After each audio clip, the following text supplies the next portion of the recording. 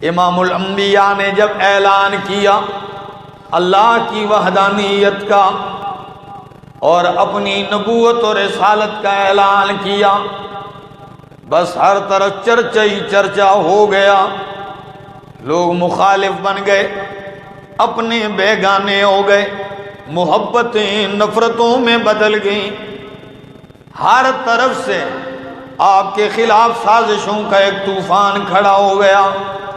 مکے کے قریب ایک بستی ہے، ایک یتیم لڑکا رہتا ہے، گھر میں یتیم لڑکا ہے، خیال آیا جا کے دیکھوں تو صحیح مکے میں جس شخصیت نے نبوت کا اعلان کیا ہے کیا یہ واقعی سچا رسول ہے کہ نہیں، اگر سچا ہوا تو اپنا ہاتھ ان کے ہاتھ میں دے آؤں گا، اور اگر سچے نہ ہوئے تو اپنے آپ کو بچاؤں گا۔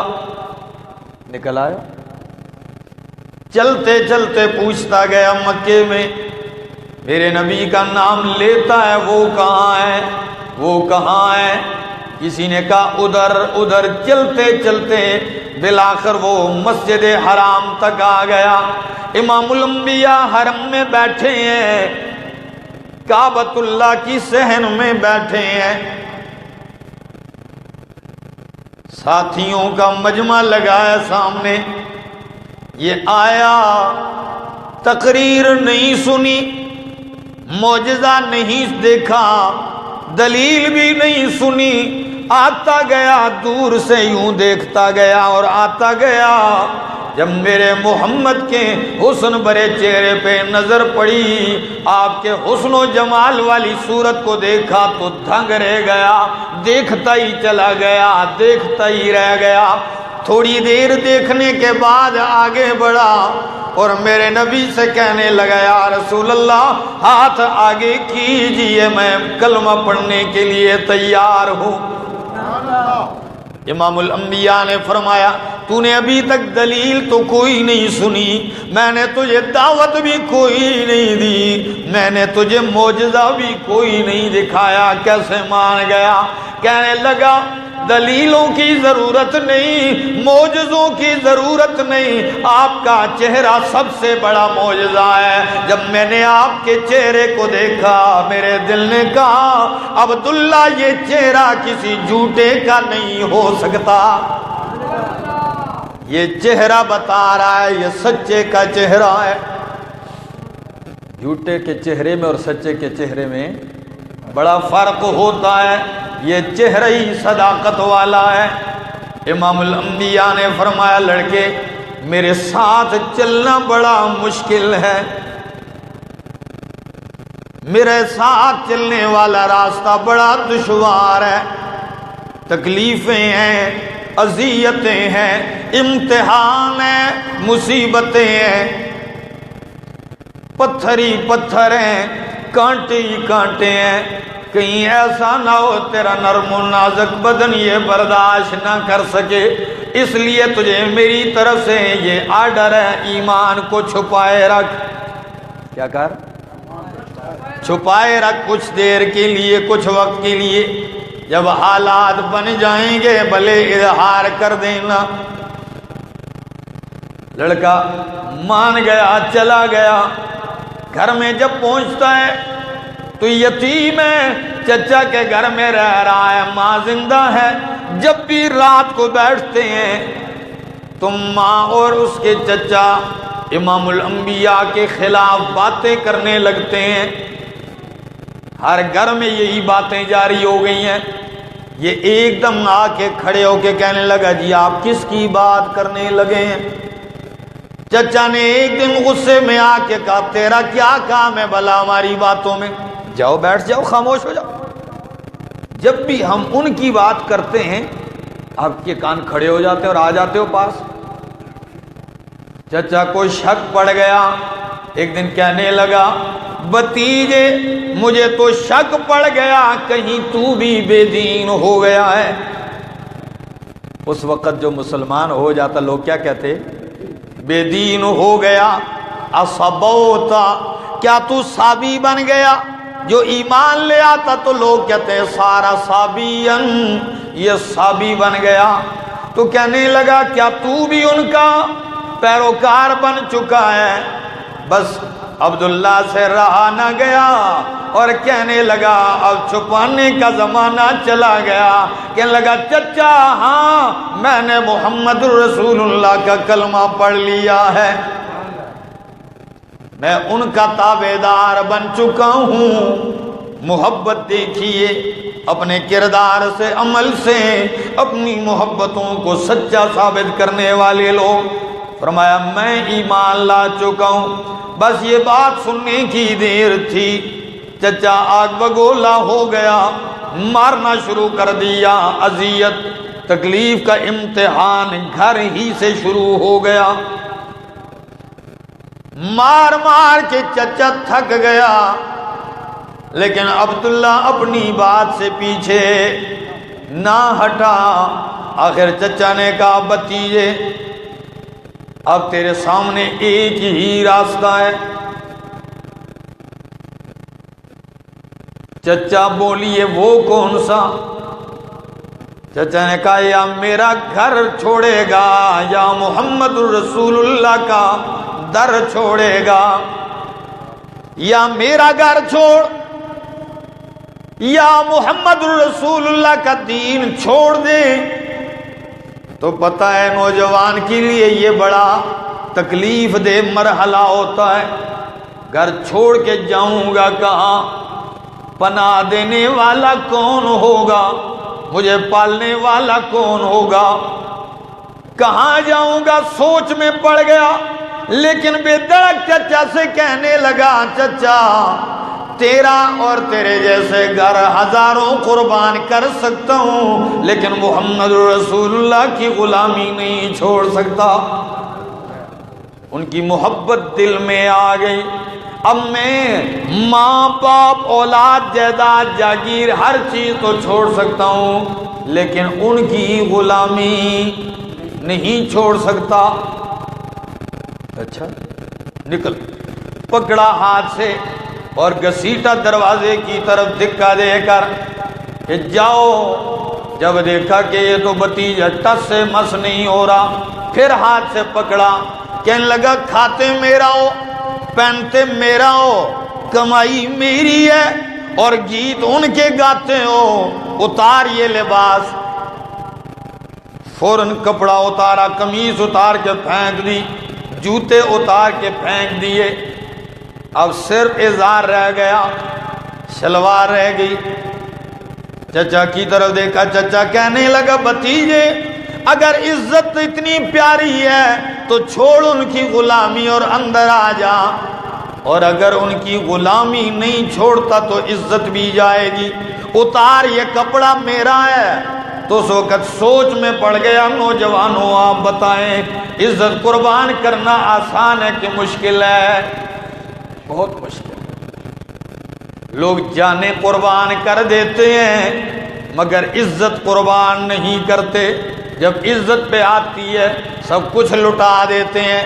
لیکن قربان جاؤں کیسے لوگ تھے، کیسی سچی محبت تھی کہ جب نبی پہ بات آئی ہر چیز وار دی، ہر چیز قربان کر دی۔ بس آسمان کی طرف یوں نگاہیں اٹھا کے رو کے کہنے لگا اللہم اشہد، اللہ تو گواہ ہو جا، آج میں تیرے نبی کی غلامی پر اپنی عزت بھی قربان کرنے لگا ہوں۔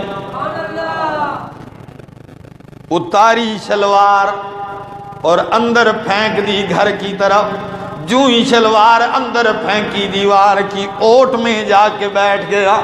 ماں تو ماں ہوتی ہے نا، بیٹا جتنا بھی باغی ہو جائے ماں تو آخر ماں ہوتی ہے۔ ماں کی ممتا جو ہے وہ جوش میں آئی، ماں اوپر چھت پہ آ گئی اور ایک چادر دوپٹہ اپنا پھینک کے کہنے لگی بیٹا چادر لے اور بھاگتا جا۔ ماں نے چادر پھینکی تو عبداللہ نے وہ چادر فوراً لے لی، اسے دو ٹکڑے کر دیا، ایک ٹکڑے سے اپنے سطر کو چھپایا ڈھانپ لیا اور دوسرا ٹکڑا اوپر ڈال کے ساری کائنات کو قربان کر کے میرے محمد کے پاس جا رہا ہے۔ جب آیا امام الانبیاء بیٹھے ہیں مسجد کے اندر، جو ہی دیکھا عبداللہ آ گیا، وہ منچلا نوجوان آ گیا، وہ حسن صورت و صورت والا جوان آ گیا، لیکن آج آیا ہے تو چادر کے 2 ٹکڑوں میں ملبوس آیا۔ پہلے بھی آیا لیکن یہ محبتیں نہیں، اب جب آیا تو میرے محمد استقبال کے لیے کھڑے ہو گئے صلی اللہ علیہ وسلم۔ امام الانبیاء اس کے استقبال کے لیے کھڑے ہوتے ہیں، کہنے لگے عبداللہ کیسے آنا ہوا؟ یا رسول اللہ میں ہر چیز گھر بار تو قربان کر ہی آیا ہوں۔ آنکھوں میں آنسو آ کے کہنے لگے یا رسول اللہ اپنی عزت بھی قربان کر آیا ہوں۔ امام الانبیاء نے فرمایا عبداللہ سودا گھاٹے کا نہیں ہے، اللہ تیری عزت کو اتنا بلند کرے گا، دنیا تیری عزت پہ رش کرے گی، تیری بے عزتی نہیں، یہی تو عزت ہے، محمد کی غلامی میں عزت قربان کر دینا ہی تو عین عزت ہے۔ اللہ اکبر۔ مشہور ہو گیا صحابہ میں عبداللہ ذوالبجادین، کیا؟ عبداللہ ذوالبجادین، بجادہ کہتے ہیں عربی میں چادر کو، ذوالبجادین یعنی وہ عبداللہ جو چادر کے 2 ٹکڑوں والا ہے، جس کے بعد وجود ڈھانپنے کے لیے چادر کے 2 ٹکڑوں کے سوا کچھ بھی نہ تھا، وہ عبداللہ جب بیمار ہو گیا، صحابہ نے آ کے عرض کیا یا رسول اللہ، وہ آپ سے دیوانہ وار محبت کرنے والا، وہ آپ کی محبت میں سب کچھ قربان کرنے والا بیمار ہے۔ امام الانبیاء چل کے جاتے ہیں اس کے پاس، بیمار پرسی کے لیے عبداللہ پڑا ہے۔ نبی کریم نے عبداللہ کا سر اٹھایا اور اپنی جھولی میں رکھ دیا۔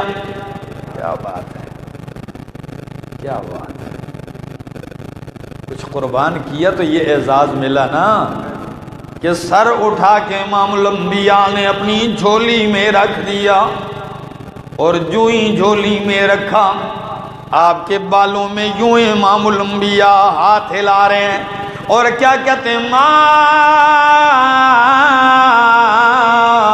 تشتہی یا عبداللہ، اے عبداللہ بول تو کیا چاہتا ہے، تجھے کچھ پسند ہو یعنی کھانے میں تو وہ حاضر کیا جائے۔ لیکن عبداللہ کائنات سے بے نیاز ہو کے کیا کہتا ہے، کہتا ہے اشتہی مغفرت ذنوبی، یا رسول اللہ اپنے گناہوں کی مغفرت چاہتا ہوں اور کچھ طلب باقی نہیں، صرف اپنے گناہوں کی معافی چاہتا ہوں۔ نبی علیہ السلام نے فرمایا عبداللہ اللہ نے تیری معافی کا اعلان کر دیا ہے، اللہ نے تیری معافی کا اعلان کر دیا ہے، بس یہی حالت ہے۔ چہرہ انور اٹھایا اور نگاہیں مصطفیٰ کے چہرے پہ رکھ کر رونے لگ گیا، اور یہی حالت ہے، زبان پہ کلمہ جاری ہے، روح پرواز کرنا شروع کر گئی۔ جب روح نکل گئی دار فانی کو داغ مفارقت دے گیا۔ امام الانبیاء اٹھتے ہیں، فرمایا میرے یارو اسے غسل دیا جائے، کفن دے دو۔ غسل دینے کے بعد ایک صحابی آ کے عرض کرتا ہے یا رسول اللہ کپڑا کوئی نہیں کفن کے لیے، کپڑا کوئی نہیں کفن کے لیے۔ امام الانبیاء نے فرمایا اپنی چادر اٹھائی، فرمایا عبداللہ کو میری چادر میں کفن دے دو۔ میں نے کہا اللہ تیری بے نیازی پہ قربان جاؤں، عجیب ادائیں ہیں میرے مالک کی حکمت بری۔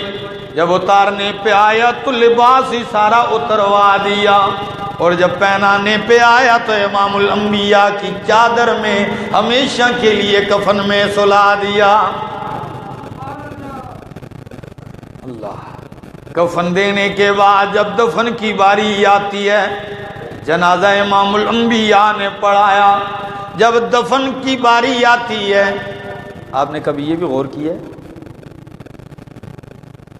کہ جب دفناتے ہیں تو باہر کے لوگ دفناتے ہیں کہ قریبی رشتہ دار؟